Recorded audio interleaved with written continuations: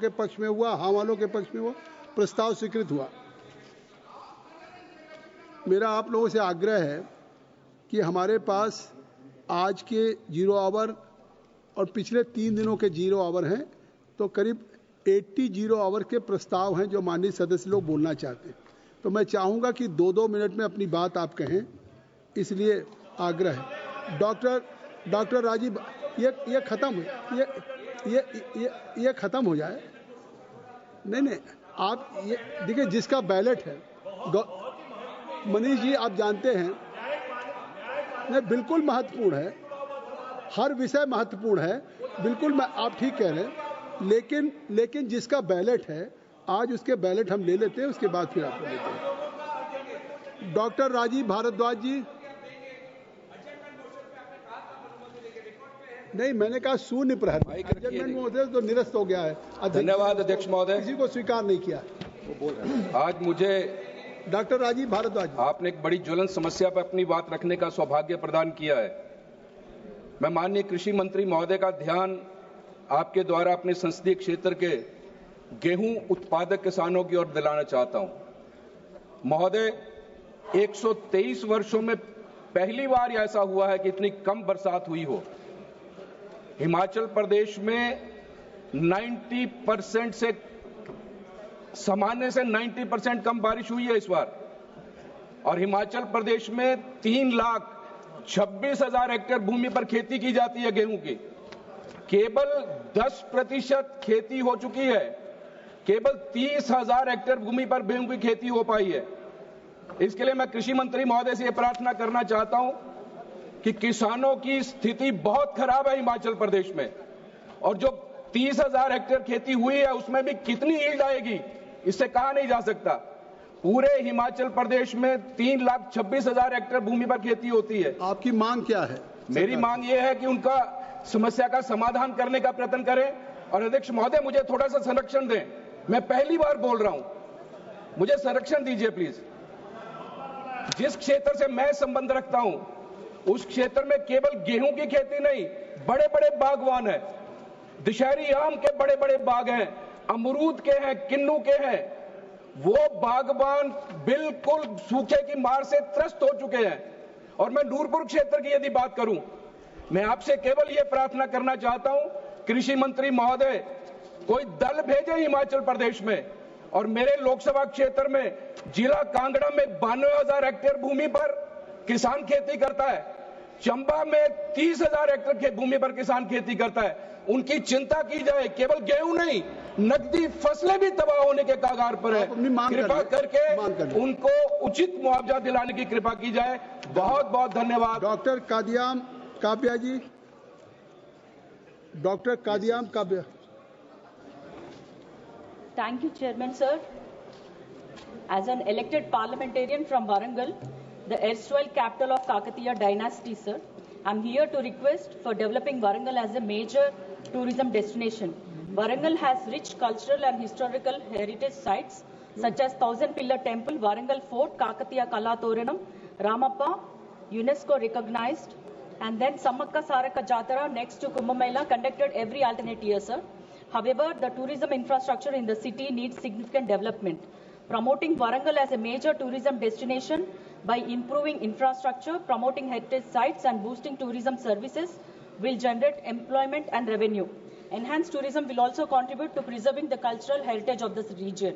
Hence, I request the Honorable Minister for Tourism to initiate measures for the comprehensive development of tourism infrastructure in Warangal, Telangana, sir. Thank you. M Delkar, Shrimati Kalaben M Delkar. अध्यक्ष महोदय आपका बहुत बहुत धन्यवाद। माननीय अध्यक्ष जी, आपके माध्यम से मैं यह सदन को बताना चाहती हूँ कि मेरे लोकसभा क्षेत्र दादरा नगर हवेली एक बाहुल्य क्षेत्र है। प्रदेश में पानी एवं रास्ते की समस्या पिछले कई सालों से परेशानी का कारण बन चुकी है। 12,000 करोड़ खर्च करने के बावजूद आज भी वहां की लोगों की मूलभूत समस्या खड़ी है। प्रदेश में पिछले कई सालों से पानी एवं रास्ते की समस्या से लोग बहुत परेशान हैं। सभी ग्रामीण इलाकों के में पानी की कमी से लोग परेशान हैं। नल में पानी नहीं पहुंचता है। हर घर नल की योजना की जहां बात करूं, योजना की तहत 60% घर में पानी नहीं मिल रहा है और जल शक्ति मंत्रालय ने मेरे प्रदेश को 100% पानी देने की बात कही है, वो गलत है महोदय। आज भी महिलाओं को कई किलोमीटर से पानी लाना पड़ता है। प्रदेश की जनता को जब तक हर घर नल की योजना की व्यवस्था ना हो तब तक प्रशासन को पानी की तुरंत वैकल्पिक व्यवस्था करनी चाहिए। टैंकर या अन्य माध्यम से पानी उपलब्ध कराना चाहिए, वरना इस साल भी पानी की कमी को लोग जूझते रहेंगे। आपकी बात आ गई।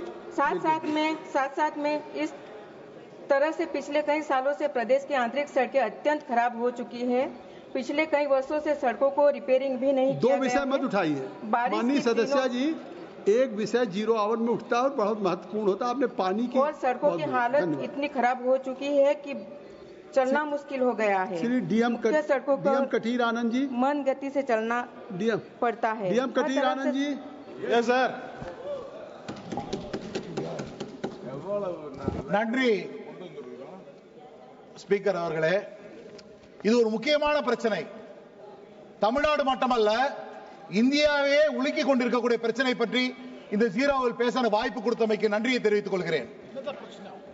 என்ன பிரச்சனை என்றால், மன்ரேகா என சொல்லக்கூடிய அந்த 100 நாள் வேலை திட்டத்திற்காக கிட்டத்தட்ட தமிழ்நாட்டில் இருக்கக்கூடிய அத்தனை பெண்களும் காலையிலிருந்து சாயந்தரம் வரை வேர்வை சிந்தி உழைத்து தங்கள் ஊதியத்தை கேட்கிறார்கள், நியாயமான கூலியை கேட்கிறார்கள். ஆனால் அந்த ஊதியத்தை தர மறுக்கிறது இந்த ஒன்றிய அரசு. என்ன தெரியுமா? 91 லட்சம் வேலையாட்கள் வேலை செய்கிறார்கள், 76 லட்சம் பெண்கள் குடும்பங்கள் பயனடைகிறது. அதில் 86 விழுக்காடு SC ST இனத்தை சேர்ந்தவர்கள், 29 விழுக்காடு SC ST இனத்தை சேர்ந்தவர்கள். ஐயா உங்களை கேட்கிறேன், 1 லட்சம் பேர் ஊனமுற்றவர்கள் மாற்றுத்திறனாளிகள். ஐயா உங்களை கேட்கிறேன், தமிழ்நாட்டுக்கு மட்டும் எங்களுக்கு வர வேண்டிய நிதி கிட்டத்தட்ட 4000 கோடி ரூபாய் பணம் வர வேண்டும். நான் முடிக்கிறேன் ஐயா, நான் முடிக்கிறேன். ஒரு நிமிஷம் அவகாசம் கொடுங்க, நான் முடிக்கிறேன். எங்க கஷ்டத்தை சொல்றதுதான் வந்திருக்கோம், நீங்க பேசாதீங்க. ஒரு நிமிஷம் முடிச்சிடுறேன். ஆனா 5 மாசம் எங்களுக்கு பணம் கொடுக்க மாட்டேன்றீங்க. 5 மாசம் கொடுக்கல. இப்போ நாங்க என்ன கேட்கிறோம்? நாங்க உழைச்சிருக்கோம், வேர்வை சிந்தி இருக்கோம், அதுக்காக பணத்தை கொடுங்கன்னு கேட்கறது தப்பா? தமிழ்நாட்டை நீங்க வஞ்சிக்கிறீங்களா? ஆனா இப்போ அமைச்சர் பதில் சொன்னார், கேள்வி நேரத்தில் பதில் சொன்னார். I am concluding. Sir, I am concluding. Ishwar Swami ji on same subject. Ishwar Swami, same subject. நன்றி பேரவைத் தலைவர் அவர்களே.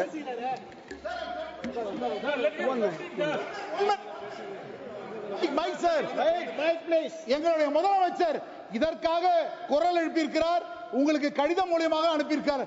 இப்பொழுது அமைச்சர் அதை ஏப்ரல் 1 மாதம் தருகிறேன் என்று கூறுகிறார். இந்த அரசு எதையுமே காப்பாற்றலை. இந்த ஒரு சொல்லையாவது காப்பாற்றும்படி உங்களை மண்டிட்டு கேட்கிறேன், செய்வீர்களா? Shri Swami ji, now you can associate, क्योंकि I think so he has explained. நன்றி பேரவைத் தலைவர் அவர்களே. He has expressed his feeling about the Manrega. தமிழ்நாட்டில் you can associate one. தமிழ்நாட்டில் வறுமை கோட்டிற்கு விளிம்பு நிலையில் வசிக்கக்கூடிய மக்கள் தான் இந்த 100 நாள் வேலை திட்டத்தில் பெரும்பான்மையானோர் இந்த வேலைக்கு சென்று வருகின்றனர்.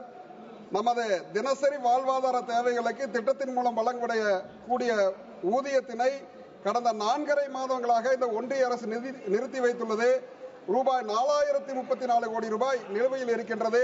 இதனை உடனடியாக விடுவிக்க வேண்டும் என்று ஒன்றிய அரசாங்கத்தை தமிழ்நாட்டு மக்களின் சார்பாகவும் நாடாளுமன்ற உறுப்பினர் சார்பாகவும் கேட்டுக்கொள்கிறேன். Whatever he has said, I think so you need not to repeat. You must only associate yourself. 1 minute sir. பொதுமக்களின் வாழ்வாதாரத்தை காக்கும் பொருட்டு மகாத்மா காந்தி தேசிய ஊரக வேலை உறுதி திட்டம் same issue. Same sir. தற்போது மத்திய அரசால் ஒப்புதல் வழங்கப்பட்ட மகாத்மா காந்தி தேசிய ஊரக வேலை உறுதி திட்டம் 24-25 ஆண்டு தொழிலாளர் அறிக்கை லேபர் பட்ஜெட்டில் 23-24 ஆண்டிற்கான நிர்ணயிக்கப்பட்ட மனித சக்தி நாட்களை விட 50% குறைவாக வழங்கப்பட்டுள்ளது. What is your demand? What's your demand with the government of India? What is your demand? பற்றாக்குறையை மனித சக்தியால் ஒப்புதல் வழங்கப்பட்டுள்ளதால் ஆண்டு முழுவதும் பொதுமக்களுக்கு வேலை கிடைப்பதை உறுதி செய்ய இயலாத நிலை உள்ளது. எனவே முழுமையான மனித சக்தி நாட்களை கடந்த ஆண்டு பொதுமக்கள் வேலை கிடைப்பதை உறுதி செய்ய வேண்டும். If state will demand, so I think so it is not at any target base. நீங்க பணத்தை கொடுத்தா எதுக்கு நான் கேட்க போறேன்? 4.5 மாசமா நிறுத்தி வச்சிருக்கீங்க போராட்டம். மக்களுடைய கோரிக்கைகளா இருக்குது, விளிம்பு நிலையில் இருக்கிற மக்களா இருக்காங்க, தாழ்த்தப்பட்ட மக்களா இருக்கிறாங்க. ஆகவே அனைவருக்கும் கொடுக்க வேண்டிய ஊதியத்தை உடனடியாக விடுவிக்க வேண்டும். Thank you. Sir, thank you. I want to mention in this house that protests over the proposed Waqf bill is spreading all over the country. One Muslim organization, Imrat-e-Sharia, they announced a boycott of the iftar given by Nitish Kumar, Bihar Chief Minister. Sir, I also want to mention that All India Muslim जो यहाँ का सदस्य नहीं है इस सदन का, और आप अखबार के माध्यम से अखबार यहाँ रेफरेंस नहीं होता. Newspaper is not a part of reference of the house and you are only reading newspaper. छोड़िए ना, कोई न्यूज़पेपर नहीं, यू आर रीडिंग. बोलने दीजिए, डिस्टर्ब हो जाता हूँ. आप बोलने के समय ऐसा करने से क्या होता है? आप बोलिए. तो सर, मैं बोलने चाहता हूं कि all India Muslim personal law board, they have also announced their protest against the proposed Waqf bill.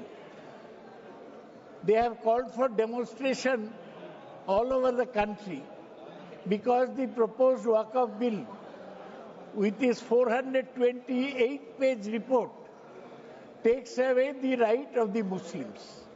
In the proposed committee, the opposition was bulldozed into accepting the ruling party's views. Still, Waqf bill has been not brought in into the parliament on the floor of the house. On the constitution. So I think so. How and you it can takes just away discuss if the basic rights of people given in the Waqf by acceptance. वो ले रहे. What is your demand? Because yes, sir. So I strongly still propose that you are the chairman of the Waqf committee. Take away this anti Professor Saugat Rai, you are a senior member. This anti-Muslim you are meant for to make a piece of legislation in this house. And if regarding any proposed amendment bill, if some protest is going on outside the house, I think so being a senior member, if you are taking a cognizance, so what message will go throughout the country? Being a senior member of parliament. Among the Muslim community, about the Waqf bill, which you bulldozed through the committee. Thank you. Also, sir.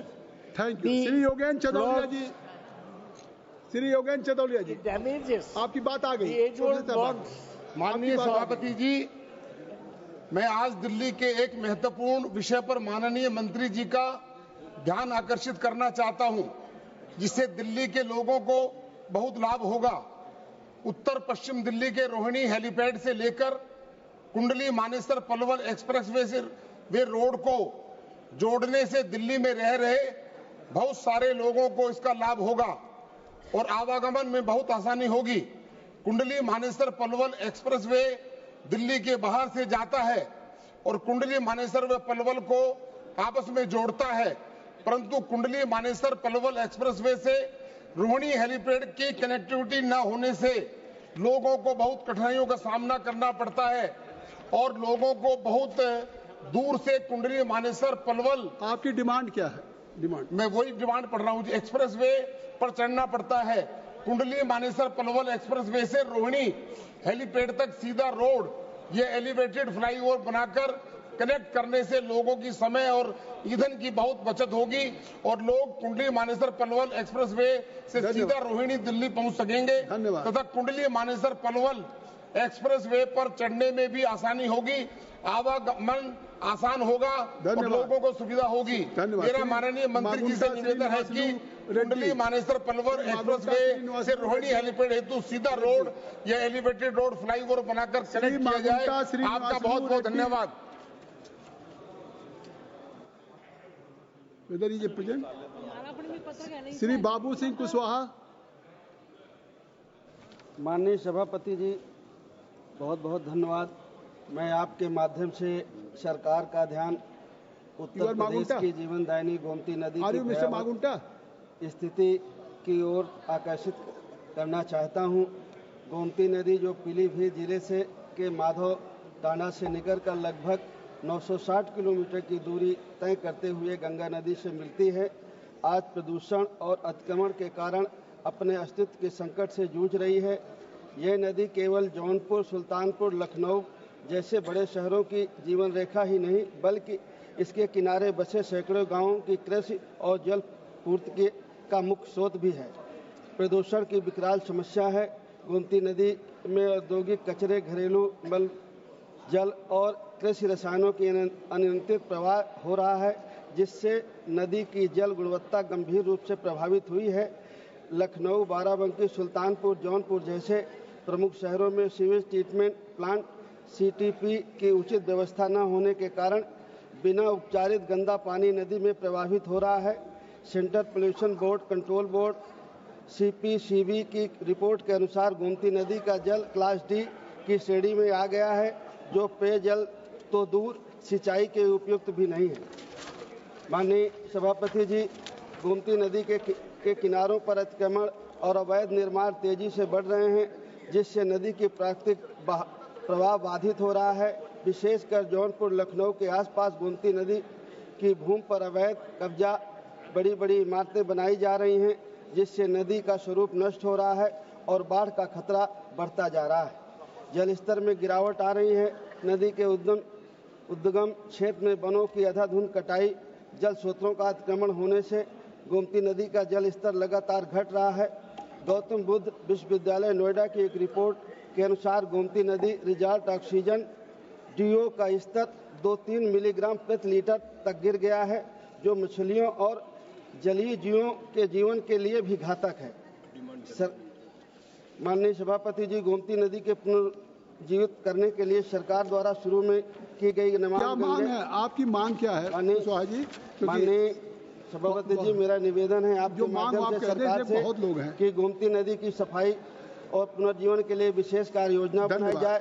Shri Naresh चंद्र उत्तम जी, 1 minute sir, आ गई ना कि plant नदी की सफाई क्षमता संचालित किया जाए, नए STP स्थापित किया जाए, अतिक्रमण हटाने के लिए उच्च स्तरीय समिति का गठन किया जाए, गोमती नदी के किनारों पर वृक्षारोपण अभियान चलाया जाए, जिससे भूजल.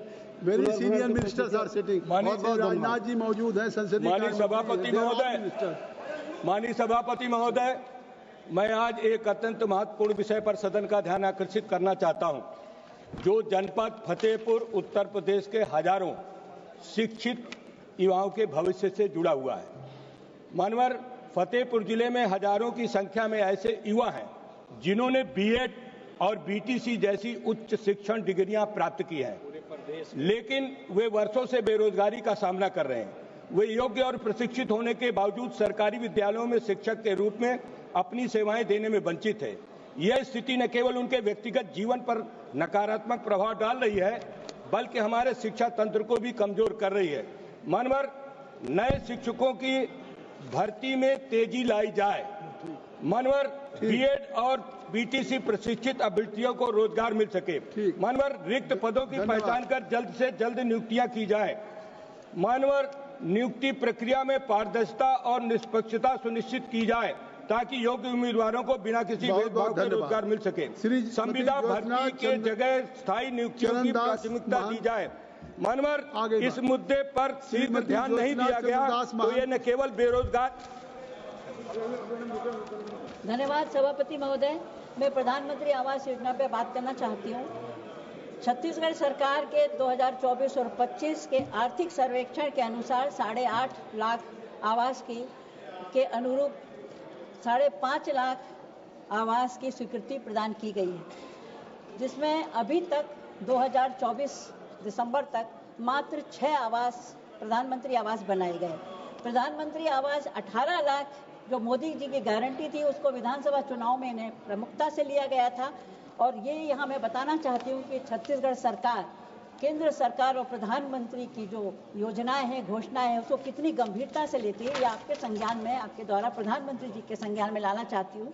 हमेशा ये कहा जाता रहा है कि कांग्रेस सरकार क्या करती रही पिछले में, लेकिन हमारी जब पिछले 5 साल पहले, अभी 1.5 साल पहले जो हमारी सरकार थी, सर 1 मिनट सुनिए तो, सर गंभीरता से सुनिए, सर मैं आंकड़े देना चाहती हूँ, सर मैं आंकड़े देना चाहती हूँ, सर मेरे आंकड़े तो सुनिए आप, सर मेरे आंकड़े सुनिए। देखिए प्रधानमंत्री आवास, मैं आपको, सर प्लीज 1 मिनट तो दीजिए। मैं ये बताना चाहती हूँ कि हमारी सरकार जब थी, तब हमारी सरकार ने 2019-20 में जो मात्र जो 1,51,000 की जो स्वीकृति थी, उसमें से 1,36,000 की स्वीकृति दी थी। 2020-22 में भी इसी प्रकार 1,25,000 की दी थी। इस तरह से हमारे यहाँ सभी लोगों, सभी हितग्राहियों को मिला, लेकिन यहाँ पर देखिए, यहाँ सिर्फ 6 बने हैं, तो आप इसको गंभीरता से लीजिए। हम चाहते हैं कि सभी हितग्राहियों को जो हमारे प्रधानमंत्री देना चाहते हैं, प्रधानमंत्री आवास योजना, उसको पूर्ण लाभ मिले। सर आप पूरी बात मेरी सुनते ही नहीं है। धन्यवाद। आ गई आपकी बात। श्री प्रदीप पुरोहित जी। धन्यवाद सभापति महोदय। मैं उड़ीसा से बरगढ़ लोकसभा क्षेत्र, जो मेरा क्षेत्र है, 2 जिला बरगढ़ और झारसुगुड़ा जिला लोकसभा क्षेत्र में शामिल है। बरगढ़ लोकसभा क्षेत्र कोई इंडस्ट्री नहीं था, 0 इंडस्ट्री डिस्ट्रिक्ट है। मैं धन्यवाद देना चाहता हूं, 2014 में जब प्रथम पहले बार देश के प्रधानमंत्री रूप में यशस्वी प्रधानमंत्री नरेंद्र मोदी जी ने दायित्व लिए और उड़ीसा के सुपुत्र धर्मेंद्र प्रधान पेट्रोलियम विभाग के मंत्री बने, तब बरगढ़ जिला, जहां कोई इंडस्ट्री नहीं था, वहां एक इथेनॉल प्रोजेक्ट का शुरुआत किया 1,557 करोड़ में। लेकिन दुख की बात यह है, उड़ीसा में जब बीजू जनता दल का सरकार चल रहा था, ये प्रोजेक्ट को बाधक देना शुरू किया, लेट किया। लेकिन अभी उड़ीसा में डबल इंजन का सरकार बना है, भारतीय जनता पार्टी के सरकार उड़ीसा में और दिल्ली में। मैं केंद्र सरकार के नजदीक ये मांग करना चाहता हूं कि इथेनॉल प्रोजेक्ट जो वहां जो परियोजना चल रहा है, वहां लोकल बरगढ़ डिस्ट्रिक्ट का लोकल लोगों को एम्प्लॉयमेंट देना चाहिए। लोकल काफी यूथ है जिन लोग ने अनएम्प्लॉयड है, उनको डिस्ट्रिक्ट लेवल पर एम्प्लॉयमेंट देना चाहिए और कोई रिश्वत लेके किसी को वहां चाकरी नहीं देना चाहिए। ये मेरा डिमांड है और जल्दी से जल्दी उस परियोजना को खत्म करना चाहिए। मैडम सयानी घोष। धन्यवाद अध्यक्ष महोदय। There has been a growing discussion about increasing work hours, which suggested 70 and even 90% of work per week. While some argue that longer hours lead to higher productivity, it also raises serious concerns about workers' rights, their mental and physical health, and overall well-being. Sir, Economic Survey 24-25 बोलता है that working more than 55 to 60 hours a week leads to increased health risk, and WHO and ILS study shows that हफ्ते में 55 घंटे से ज्यादा काम करने से 35% of higher risk of stroke with 17% of risk of death due to ischemic heart disease. Sir, ये सरकार कंपनीज का साथ दे रही है लेकिन कर्मचारियों का नहीं। आलोचना इस पे नहीं हो रही है कि कैसे कर्मचारी को अपना हक दिलाया जाए, पर इसमें हो रहा है कि कैसे उनका बोझ बढ़ाया जाए। तो sir, new labour codes cover aspects like covering wages, ensuring social security, occupational safety and etc. But there is no implementation, actual implementation on the ground. So आपके माध्यम से मेरी बस यही मांग रहेगी that लेबर कोड्स को पूरे मात्रा में ग्राउंड में लागू किया जाए, एक्सेसिव एंड ग्रोइलिंग वर्क आवर्स पे लिमिट लगाया जाए और 6 आदमी से हफ्ते में 60 घंटे काम ना करवा के अगर 10 आदमी से 6 घंटे काम करवाए तो नौकरी बढ़े, रोजगार बढ़े और कर्मचारियों का वर्क एफिशिएंसी भी बढ़े। Thank you sir. धन्यवाद सभापति महोदय। पिछले 5 वर्षों में 419 सफाई कर्मियों की मौत सीवर और सेप्टिक टैंकों में हो चुकी है। 16 मार्च 2025 को दिल्ली जल बोर्ड ने नई फ्रेंड्स कॉलोनी में 3 व्यक्तियों को मेन हॉल में उतरने के लिए मजबूर किया, जिसमें से एक व्यक्ति की मौत हो गई और अन्य 2 अस्पताल में जीवन और मौत के बीच झूल रहे हैं। यह हाल देश की राजधानी दिल्ली में है। देश की संसद से ही कुछ किलोमीटर दूर लोग गटर में मारे जा रहे हैं और सरकार विकसित भारत के बैनर लगा रही है। आपकी मांग उस पर क्या है? पैसे खर्च कर रही है। महोदय, तुरंत इन मौतों को रोकने के लिए एक कदम उठाया जाना चाहिए। संसद में सरकार को जवाब देना चाहिए। देश में बुनियादी ढांचे, विज्ञान और तकनीक का इतना तीव्र विकास होने के बावजूद अभी भी देश के कई राज्यों में शुष्क शौचालय प्रणाली मौजूद है और महिलाओं को माथे पर। धन्यवाद सभापति महोदय। मेरे जलगांव लोकसभा क्षेत्र में मंत्रालय ने जलगांव आरएमएस कार्यालय के पंजीकरण विभाग को भूसावल स्पीड पोस्ट हब में विलय करने का आदेश जारी किया है। यह निर्णय जलगांव के लोगों को आरएमएस कार्यालय के अनावश्यक और अन्यायपूर्वक है। जलगांव जिला मुख्यालय होने के कारण यहाँ सभी प्रमुख दफ्तर या सरकारी दफ्तर और संस्था स्थित है, जैसे जिला कलेक्टर कार्यालय, नगर निगम, मेडिकल कॉलेज और अन्य सरकारी कार्यालय है। आप एसोसिएट कर ले, आप भी अपने को एसोसिएट कर ले, भी है जो मेल और पत्राचार की डिलीवरी करता है। यदि जलगांव में स्पीड पोस्ट हब स्थापित किया जाता है तो मेल की डिलीवरी होने वाली देरी को रोका जा सकता है।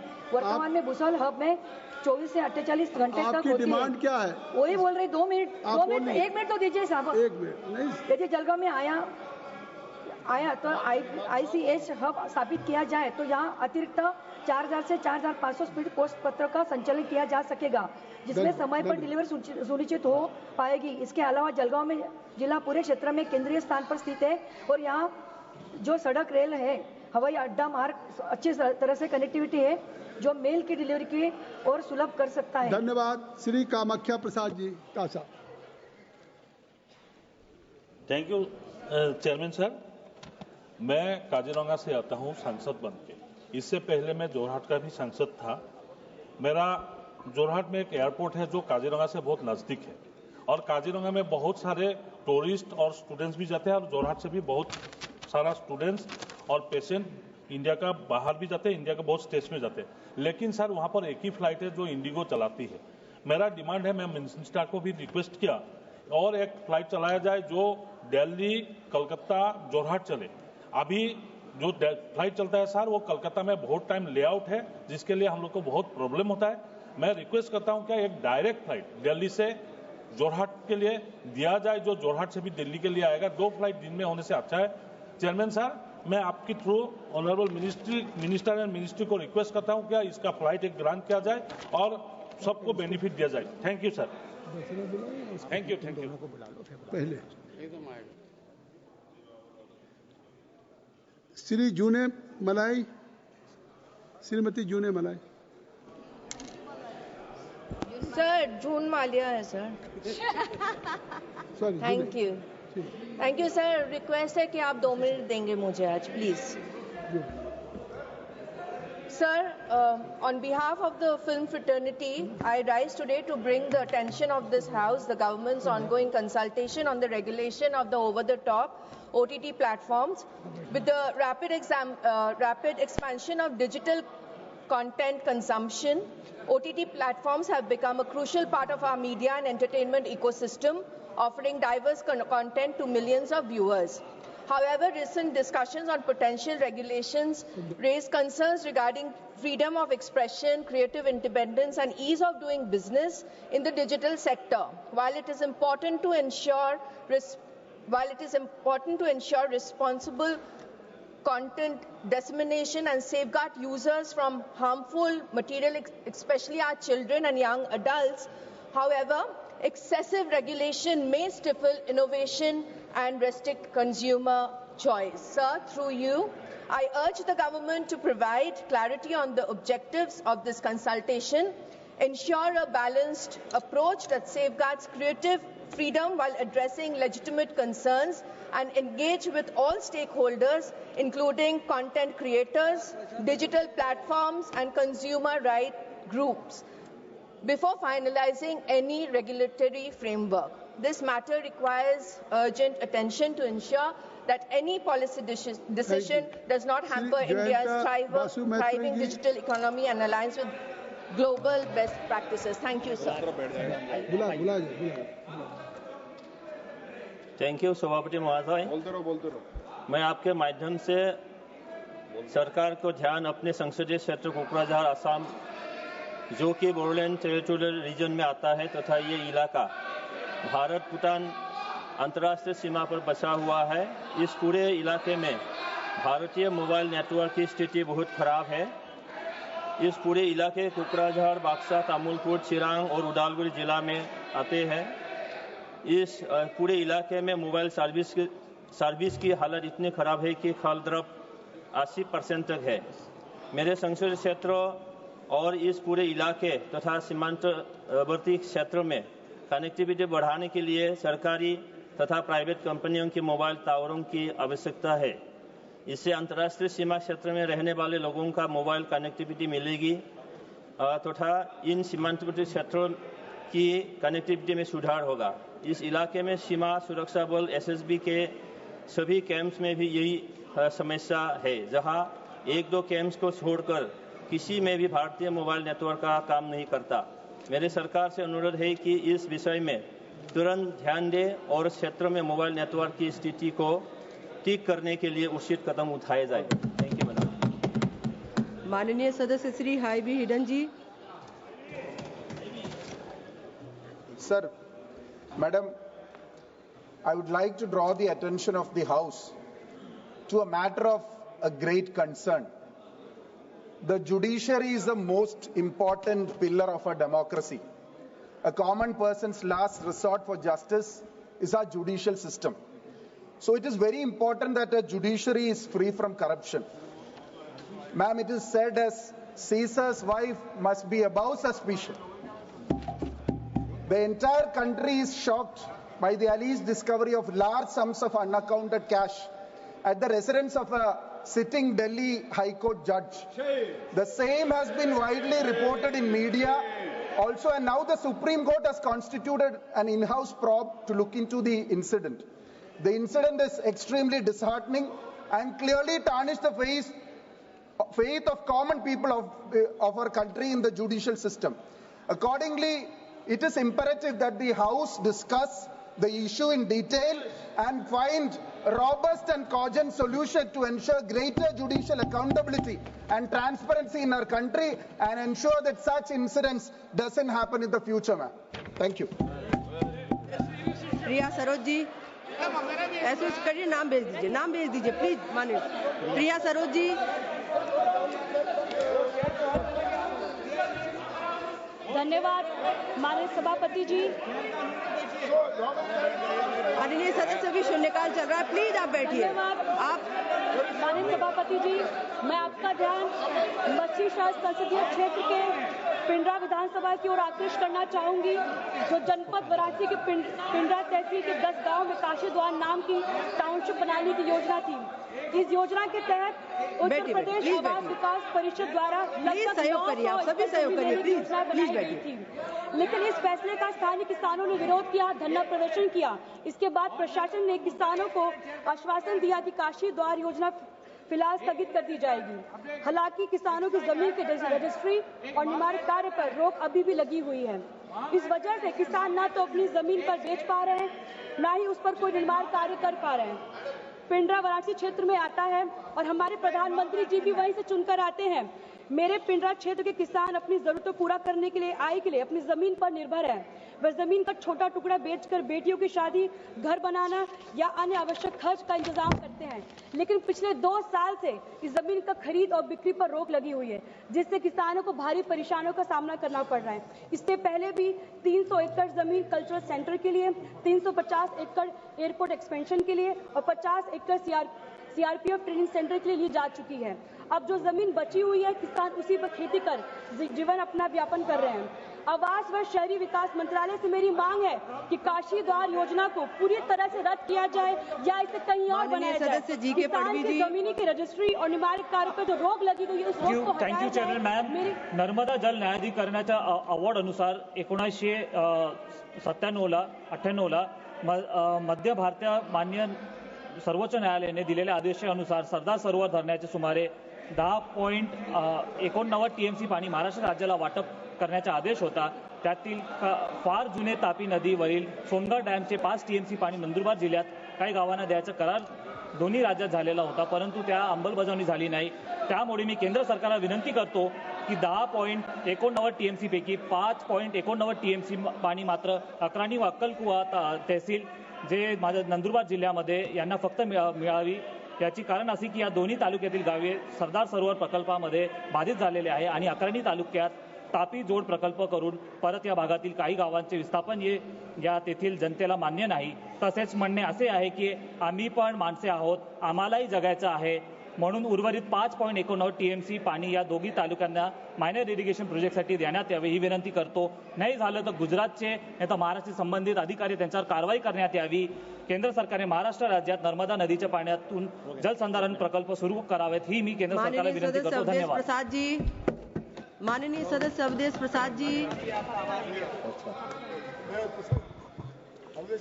माननीय अध्यक्ष जी, मैं आपके प्रति बहुत आभारी हूं कि आपने बहुत ही महत्वपूर्ण जनपद अयोध्या जो मर्यादा पुरुषोत्तम राम की धरती है, वहां के किसानों को उजाड़ा गया है बड़े पैमाने पर।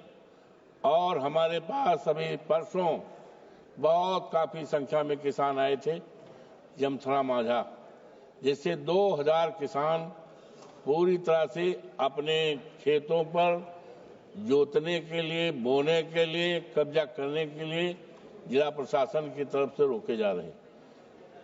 और यही नहीं, माझा बरहटा में बहुत बड़े पैमाने पर राम पथ बनाने में, एरोड्रम बनाने में अयोध्या जनपद की तमाम जमीन ले ली गई और वहां पर मुआवजा भी नहीं दिया गया।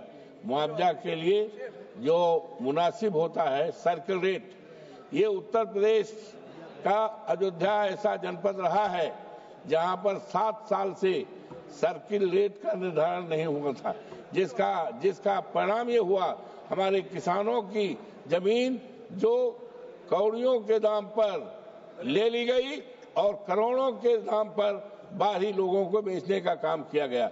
ये सिलसिला मानवर तेजी से चल रहा है। हम सरकार से मांग करते हैं कि जिन किसानों की जमीन कौड़ियों के दाम पर ली गई है, करोड़ों ली गई है, उनको मुआवजा दिया जाए और माननीय सदस्य श्रीमती शताब्दी राय जी।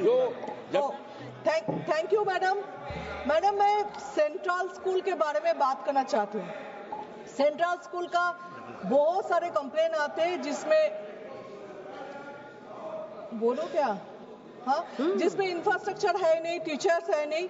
मेरा बीरभूम कॉन्स्टिट्यूएंसी में जो सेंट्रल स्कूल है उसमें परमानेंट टीचर सिर्फ एक है, बाकी सब कॉन्ट्रेक्चुअल। तो वो टीचर भी आते कि नहीं, पढ़ाते कि नहीं, ये मॉनिटरिंग करना चाहिए। और सेंट्रल स्कूल में जो हम लोग का कोटा था एमपीज का 10 करके एक साल में, तो वो अगर पूरे फिर से लाए तो हम लोग का एटलीस्ट 5 साल में 50 बच्चे का हम लोग हेल्प कर सकते हैं। ये एमपीज के लिए वापस लाना बहुत जरूरी है। और मैडम, ये जो सेंट्रल स्कूल में मिड डे मील जैसा होता है, मिड डे मील के लिए बच्चे आते हैं, वो ही काफी नहीं है। मिड डे मील के बिना भी पढ़ाई भी काफी होना चाहिए।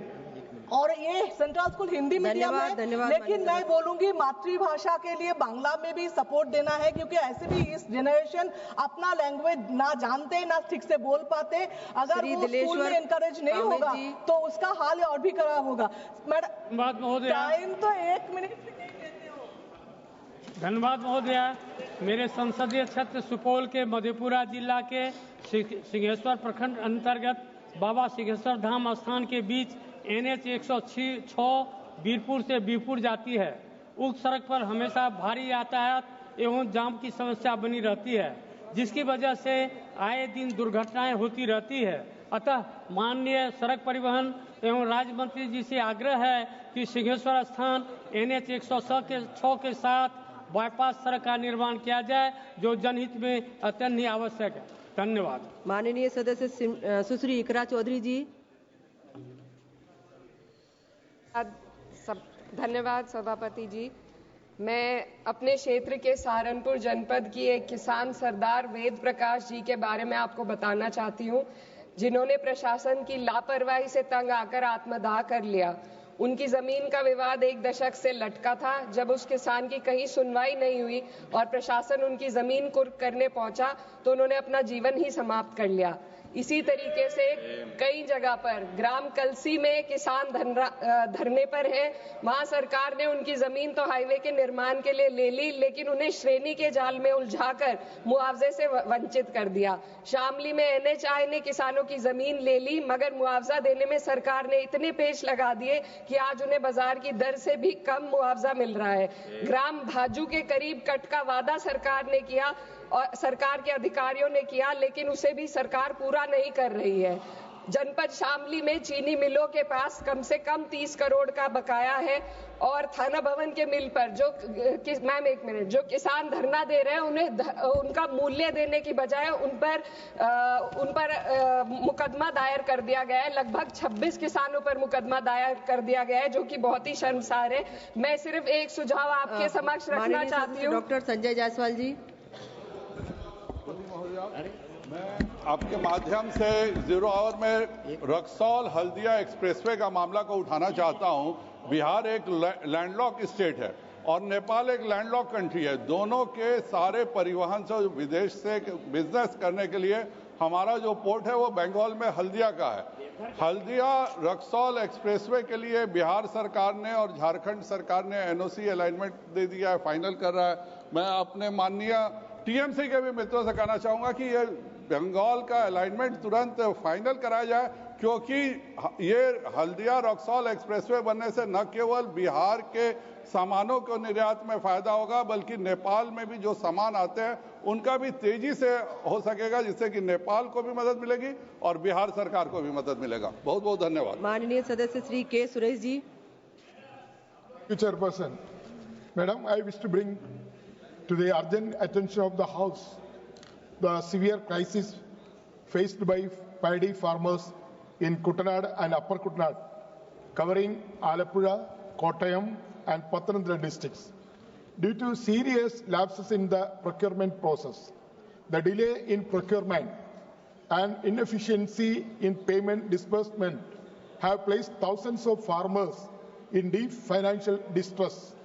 One of the major concerns is the delayed procurement by rice mills, which has led to the situation where farmers are unable to sell their produce at the right time. As a result, they are either forced to hold onto their stock without proper storage facilities to sell at lower prices to private buyers, leading to losses. Despite repeated assurance, the procurement process remains sluggish and unorganized. The inefficiency of the state government and the departments, particularly agriculture and civil supplies department, has further aggravated the crisis. The absence of the well-coordinated procurement mechanism has resulted in large-scale mismanagement causing unnecessary hardship for the farmers. Lack of the proper planning and accountability has severely impacted the timely collection and storage of harvest paddy. Thank you. Shri Trivendra Singh Rawat जी।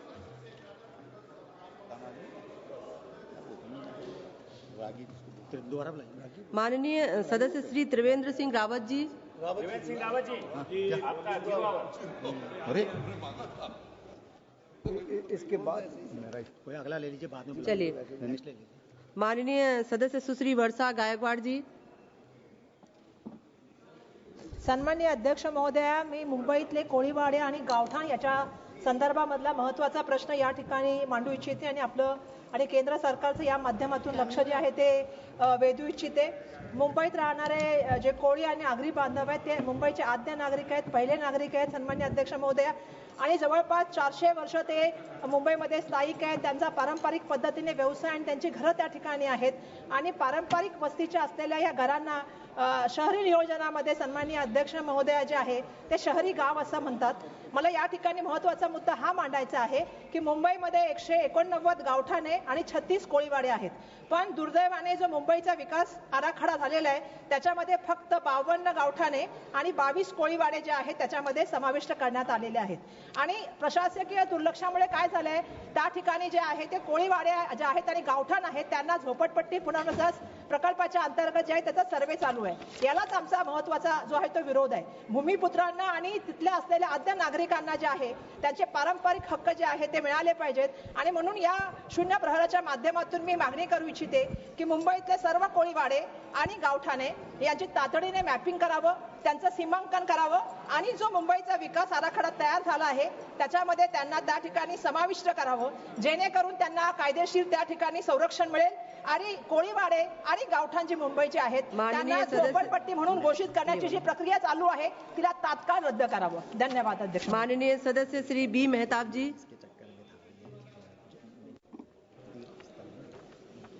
धन्यवाद महोदया. There is no export house in Odisha for export of handicraft items. Most of the handicrafts items of Odisha are procured by export houses located outside Odisha and exported to foreign countries. Further, handicrafts of Odisha exported from Visakhapatnam and Kolkata ports are not accounted for against state of Odisha. As a result, export of handicrafts items from Odisha is reported very low, even though actual export is very high. The Odisha chapter of FIEO, an organization under the Ministry of Commerce and Industry, Government of India, may be strengthened by opening an earmarked cell to focus on export of handicrafts from Odisha. I urge the Union Government to consider this proposal positively. Thank you. माननीय सदस्य श्री सुरेश गोपीनाथ महात्रे जी. धन्यवाद अध्यक्ष महोदया. मी आज आपणाला माझ्या भिवंडी लोकसभा क्षेत्रातील भिवंडी शहर आणि भिवंडी ग्रामीण या भागाची वीज वितरण कंपनी आहे टोरेंटो, या कंपनीविषयी मी आपल्यासमोर माझं मत मांडतोय. अध्यक्ष महोदया, 2007 सालापासून जेव्हा ही कंपनी भिवंडी शहर आणि ग्रामीण भागात आली तेव्हापासून तर आतापर्यंत 18 वर्षात साधारणतः 20 ते 25 मोर्चे या कंपनीच्या विरोधात हजारो लोकांचे मोर्चे हे निघालेले आहेत. खास करून भिवंडी कापड व्यवसायामध्ये या देशामध्ये एक नामांकन असं महत्त्व होतं, परंतु आज तो व्यवसाय देखील डब घायला आलेला आहे. हजारो लोकांचा रोजगार हा बुडालेला आहे. अध्यक्ष महोदय, ही वीज वितरण कंपनी मनमानीप्रमाणे लोकांच्या घरात घुसून जी फाईन करायची फाईन करतोय. दुसरी गोष्ट, कोणी ग्राहक तक्रारीला गेला की 2000चं बिल जर 25,000 आलेलं आहे तर त्याची तक्रार न घेता त्याला पहिल्यांदा बिल भरायला सांगतात आणि बिल भरल्यानंतर तुमची तक्रार बघू. आणि तसं जर केलं नाही तर पोलीस केस केली जातो, अटक केली जातो आणि न्यायालयात देखील, मॅडम मी खूप जबाबदारीने बोलतो खासदार नेत्याने, की न्यायालयात न्यायाधीश देखील पहिल्यांदा बिल भरायला सांगतात आणि नंतर त्याची चौकशी करू अशा प्रकारचा स्पष्ट आदेश देतात आणि जोपर्यंत बिल भरत नाही तोपर्यंत त्या व्यक्तीला जामीन होत नाही. आणि अध्यक्ष महोदय, याविषयी मी खट्टर साहेबांकडे देखील तक्रार केलेली आहे. याची आपण चौकशी करावी अशी मी आपल्याला नम्र विनंती करतोय. धन्यवाद. माननीय सदस्य Shri Ricky edu सिक्कौन ji. Madam Chairperson, through you I would like to draw the attention of this vexed and pertinent issue concerning Northeastern Hill University, one of the only central university in Northeast at one point of time. Today, Madam, this university, which with a motto to rise up and build. Today, Madam, when we look at the condition of this university, it is in total disarray. And the reason for this is because of the leadership crisis that the university is facing. Madam, the incompetency of the present VC has led to protests by students, teachers, and non-teaching staff of this university, and has brought this university to a standstill. For the last couple of months, this university has been greatly affected in terms of teaching and research, which is the prime objective of any learning institution. Therefore, Madam, through you, I would like to urge upon the concerned ministry to take up this matter seriously by removing this VC who is... सभापति महोदया, मैं एक अत्यंत महत्वपूर्ण विषय की तरफ आपका ध्यान आकृष्ट करना चाहता हूं, जो पूरे देश के लगभग 26 राज्यों में और 3 केंद्र शासित प्रदेशों में ये क्षेत्रीय ग्रामीण बैंक अधिनियम 1976 के अंतर्गत आज वो रूरल बैंक्स काम कर रही हैं, जो पूरे देश के ग्रामीण किसानों के, नौजवानों के या विद्यार्थियों के, उनकी सेवा करने का काम सबसे ज़्यादा। और 22,000 शाखाएं हैं इनकी। कम से कम 40 करोड़ लोग ऐसे होंगे जो रिमोट एरिया में रहते हैं, लेकिन इसके बावजूद भी अभी तक इनका कोई एक अपेक्स बॉडी नहीं बनी है कहीं, जबकि भारत सरकार का 50% लगा है। मैं आपके माध्यम से मांग करना चाहता हूं कि आज पूरे देश की जो ग्रामीण बैंक हैं उसको एक केंद्रीय स्तर पे पूरे 40 करोड़ की सुविधाओं के एक भारतीय राष्ट्रीय ग्रामीण बैंक NRBI की स्थापना की जाए और उसमें भर्ती प्रक्रिया पूरे नेशनल लेवल पे एक यूनिफॉर्मिटी हो, एक रूपता हो, और जो उसमें टेम्परेरी 20,000 स्टाफ काम कर रहे हैं ये ग्रामीण बैंकों में देश के विभिन्न राज्यों में 26 राज्यों में, उनको अस्थायी किया जाए। धन्यवाद। माननीय सदस्य श्री विनोद कुमार बिंद जी। धन्यवाद अध्यक्ष महोदय, आपने मुझे शून्यकाल में बोलने का अवसर दिया। मेरे संसदीय क्षेत्र में बरौथ हाईवे से बिठौली बसवापुर चौराहा होते हुए भटेरवा सूर्यावा कलिंजा मार्ग तक की लंबाई 30 किलोमीटर की है। जो रोड की स्थिति अत्यंत दयनीय है। दयनीय होने के साथ साथ रोड की चौड़ाई भी कम है, जिससे आए दिन जो है दुर्घटनाएं होती रहती है और लोगों को जाम का सामना करना पड़ता है, जिससे बच्चों को विद्यालय जाने के लिए और जो इमरजेंसी पड़ती है तो लोगों को हॉस्पिटल जाने के लिए बहुत दिक्कतें होती है। तो मैं आपके माध्यम से माननीय मंत्री जी से यही कहना चाहूँगा कि जो चौराहे बिठौली और बसवापुर चौराहे होते हुए सूर्यावा कलिंजा मार्ग का चौड़ीकरण कराया जाए और उसके साथ साथ जो है रोड की मरम्मत कराई जाए। धन्यवाद। माननीय सदस्य श्रीमती श्री ईशा खान चौधरी जी। Isha Khan Chaudhary. Madam, I would like to bring your attention to the problem caused by a lack of employment opportunities in Malda and Murshidabad districts of West Bengal, where tens of thousands of laborers are forced to migrate from my constituency of Malda Dakshin each year to other states in search of livelihood and jobs. The situation is aggravated because of the 100 days Manrega scheme is suspended in Bengal. Tragically, many of these poor migrant workers face dire working circumstances, and many hundreds of laborers lose their lives each year in workplace accidents during building, construction, and electric tower projects across the nation. As contract laborers, they face poor, unsafe working conditions, inadequate living conditions, and no medical support or coverage when they are sick, injured, and their families often receive no compensation if they die in a workplace accident. Given the recurrent nature of such incidents, I strongly urge the central government to take the lead in cooperation with states to implement a comprehensive financial and legal welfare scheme. I would particularly like to suggest a universal and national life and health insurance scheme for such poverty-stricken migrant workers and their families. Thank you, Madam. माननीय सदस्य doctor Shashi Tharoor ji. Thank you very much, Madam Chairman. I wish to draw the attention of the Honourable Minister of Fisheries to the critical issue of ongoing illegal fishing practices in the territorial waters of Kerala. The Government of India has prohibited harmful fishing methods such as bull or pair trolling and the use of artificial lights or LED lights for fishing in Indian waters in our exclusive economic zone, EEZ. But these practices are continuing in Kerala's waters. Outsiders are conducting exploitative large-scale fishing, which ultimately endangers marine resources through rapid fish resource depletion and threatens the livelihoods of our small and traditional fisherfolk. Additionally, the traditional fishermen have faced assaults by bull trawlers and fishers using LED lights, further highlighting the urgent need to protect their livelihoods. These practices also go against India's blue economy policy framework, the Maritime India Vision 2030 and the United Nations Sustainable Development Goals. I therefore urge the Honourable Minister to enforce the prohibition on and effectively curb bull trawling and the use of artificial lights or LED lights by involving the Coast Guard and the Indian Navy in this matter and strengthening coordination between them. Thank you very much, Madam Chair. माननीय सदस्यों, जिन माननीय सदस्यों के पिछले दिनों की सूची में नाम बचे हैं उनको कल मौका दिया जाएगा।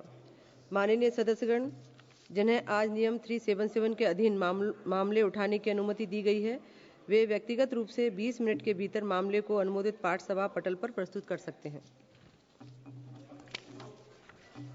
आइटम नंबर 15 वित्त विधेयक 2025 माननीय